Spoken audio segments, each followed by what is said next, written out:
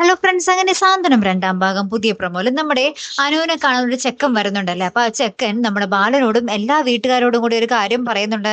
ഞാനൊരു കാര്യം തുറന്നു പറയാൻ പോവാണ്, പക്ഷേ അത് കേട്ട് ആരും നിങ്ങൾ ഞെട്ടരുത് എന്ന് പറയുകയാണ്. അപ്പൊ ഇങ്ങനെയൊക്കെ ഒരാളിങ്ങനെ പറയുമ്പോൾ കാര്യം കേൾക്കണതിന് മുമ്പ് തന്നെ എല്ലാവരും ഇങ്ങനെ ഞെട്ടി നിൽക്കുക കേട്ടോ, എന്തായിരിക്കും പറയാൻ പോകുന്നേ എന്നോർത്തിട്ട്.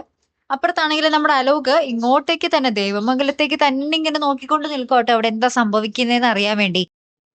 പിന്നീട് നമ്മുടെ രാജശ്രീ അച്യുതനോട് പറയുവാട്ടോ, നമ്മളുടെ പക തീരണമെങ്കിൽ അലോക് അനുവിനെ ഇങ്ങോട്ടേക്ക് കൊണ്ടുവരണം. ഇത് ഞാനും എന്റെ മകനും നേരത്തെ തന്നെ തീരുമാനിച്ച കാര്യമാണ് എന്നൊക്കെ പറയുകയാണ്.